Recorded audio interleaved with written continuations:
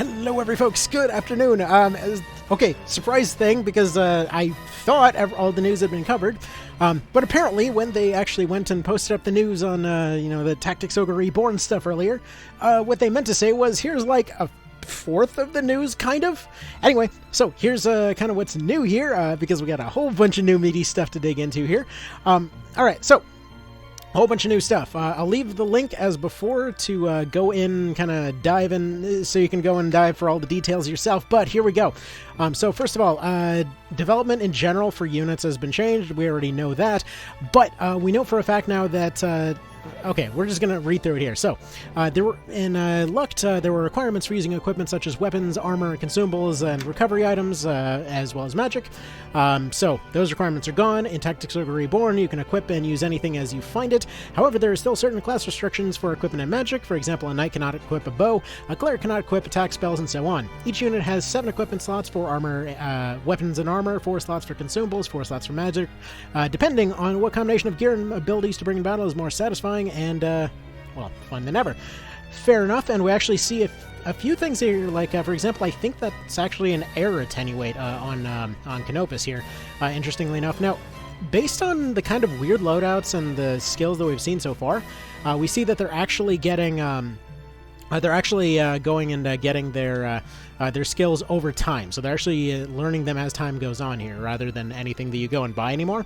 So skill rules have been revamped, making strategizing more fun. As units gain levels, they acquire special abilities or skills that they can use, giving each class its own distinct playstyle in battle. As with consumables and magic, each unit can equip up to 4 skills, so you'll have to put it through specific combinations of skills they want to take in a battle.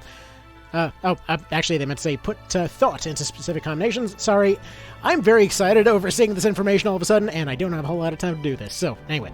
We've also added new skills and returned the effects of others to further broaden the range of possible strategies while maintaining the unique feel of each class. For example, if you attack an enemy standing between your own units, the new pincer attack skill will trigger, causing the ally behind the enemy to take an additional attack. So yes, pincer is apparently a type of skill. Rather than anything else. And also, based on everything that we've seen so far, I believe counter might actually be innate again, so like it was in Classic. We also see that Meditate, for example, did actually make a comeback here. It's just a thing that sort of happens. I'm not seeing... Actually, is that... Can we boost that up a little bit? Okay, so Meditate seems to have tiers rather than being one specific thing now, so, that's always nice. So it appears that, yes, it's just stuff that'll go up over time. So it seems like, Meditate is automatic now. Anyway, let's see, it does, restore a small amount of MP. The amount of MP restored increases with rank, so supposedly it does still rank up, but, Meditate 1, 2, 3, etc. So rather than being the normal kind of rank, I guess it goes up some other way. It's unclear! We'll find out later. Anyway, so... Finishing moves, ninjutsus, and war dances have all been updated. Units can learn powerful finishing moves while meeting certain requirements. In Tactics Ogre Lucht, finishing moves, ninjutsus, and war dances require the accumulation and use of technical points, and sometimes certain reagents as well. Now all these simply require magic points, just like magic. With these abilities unified into using MP, it's much simpler to assess the status of units during battle and easier to construct a strategy, and that is an absolutely fair point. I will say it's actually interesting to see that War Dances did actually make a comeback, so I hope that they are not going to suck this time around. Let's see if we actually see anything on those War Dances. I'm not seeing anything new there. But I will say this might actually be a new frame of animation for that Griffin. They have their mouth way more open than before. Right, new items, charms. So charms let you develop a unit's stats as you want. These were these rare candies / meal tickets, whatever you want to call them. Charms are new items introduced to give you more control over the development of your unit's stats. You can use charms on the party formation screen to improve and alter your units. Charms can be found during battle and after battle as a reward. So, for example, they can raise a unit's level, give experience points, permanently increase stats, so basically like food items before, or change a unit's elements to another element. So we finally got an answer from that.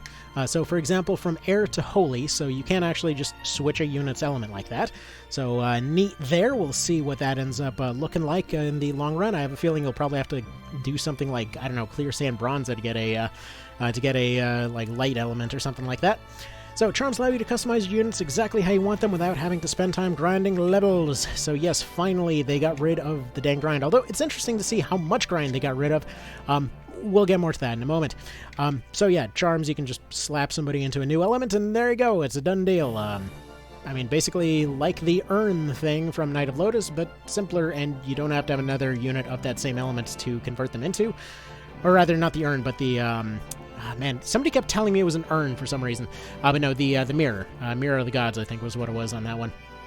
Alright, so new battle screen party features. The battle party screen, used to select and prepare units before sending them into battle, has also gained a new feature that makes assembling your party easier than ever. Here we introduce two of these features. The Scout Command allows you to gather information on the enemy before entering the battle. We already knew that part. By selecting Scout on the battle screen, you gain insight into the terrain and enemy forces, such as location, level, class, equipment, etc. Since you can change your units, classes, and equipment in the party screen, you can use the information gained to assemble the best party possible. Interestingly enough, some stuff does show as question marks, so I wonder if there's only a certain bit of scouting that you can actually do, and potentially there might be hidden units now, so that'd be kind of neat to see that. You can save up to 5 different battle parties by having a variety of different battle parties for various situations, such as the number of units or party or enemy class composition. You can quickly select the optimal party based on information obtained before scouting the battle. So fantastic there, and this will actually become interestingly relevant as time goes on, and I already have several runs in mind with this new system. Oh, man, I just can't wait. Alright, so 7 major battle-related updates. Turn the tables with buff cards. During the battle, items called buff cards appear on the battlefield. When a unit picks up a buff card, it gains bonuses that last for the rest of that battle, such as increased attack power or crit chance. The bonus gain depends on the type of card you found. Your unit must vie against the enemy to obtain these buff cards, and how you move and respond in combat to gain the advantage they provide is a thrilling aspect of battle unique to this title. A unit can have the effects of up to 4 buff cards at once, and the more buff cards with a similar effect are stacked, the greater the effect, dynamically changing the shape of the battle as units acquire more cards. So yeah, just shows them collecting a few different effects here. It's weird because they have one in English. So let's see, increases physical attacks. So effect ends when card destroyed. I wonder if that means it's like overwritten, or if you can actually actively attack someone else's cards. That's interesting, and it's interesting because I was literally just. This reminds me of a thing that Hard West 2 did with having a deck of cards for each character. Anyway, all right. So back to it. So physical plus, by the way, physical attack plus is apparently a condition now. Alright, so all new enemy AI adapts to each situation. Battles never get old, and they didn't before, so this is already something new. The enemy considers the terrain, recognizing features such as narrow roads and wide open plains, as well as the player's movement, using this information to decide where the battlefront is and choose the best point to engage the player. In addition, how the enemy responds to the buff cards that appear at random creates a never-ending, or rather ever-changing battle that never feels repetitive. Which, again, it never felt repetitive for me in the last 10 years, but either way, seeing that the AI apparently can understand quite a wide variety of things would be very, very nice. They do seem to be stacking in a similar manner to before, so hopefully, hopefully we'll see different stuff there. Anyway, so I don't know why they needed to translate and untranslate Sonic Blade here, but whatever works, I suppose. Alright, get additional rewards for completing bonus objectives. Again, we kind of knew this one, but it's expanding on it. So, in addition to normal battle victory conditions, each battle also has a new bonus objective. Players will be presented with a goal, such as win with a knight in the battle party or obtain a buff card. And if they complete the objective, they will receive items such as charms and equipment to strengthen their forces. Take this extra challenge if you like testing your abilities. And it looks like, yeah, like... before you would just kind of get some of these from bosses, it looks like, instead you would end up having these little side challenges on there. I guarantee there will be a title for this, and yeah, you know what? I like it. I really like this idea for a system, and I hope, I'm predicting this right now. Final battle, Code of 4, the Magnificent 12 fight.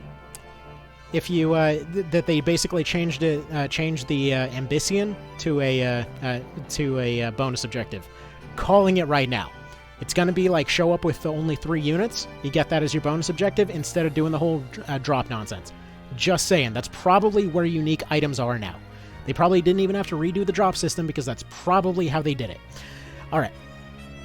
So yeah, like it shows right here, bonus objectives right there, how many you did, and then it gives you those things.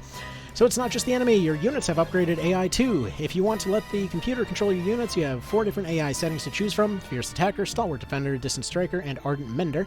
You can also quickly toggle between manual and AI control for all your units at once from the battle party screen or during battles. So, similar to before, I wonder if you still lose your turn for using that. Trajectory prediction eliminates costly mistakes when firing weapons such as bows and crossbows or casting spells that launch a projectile such as Deadshot. You can display trajectory prediction to make sure that the attack can hit the target without misfiring on their own troops. So trajectory is just built in now, as it probably should have been from the beginning, to be fair.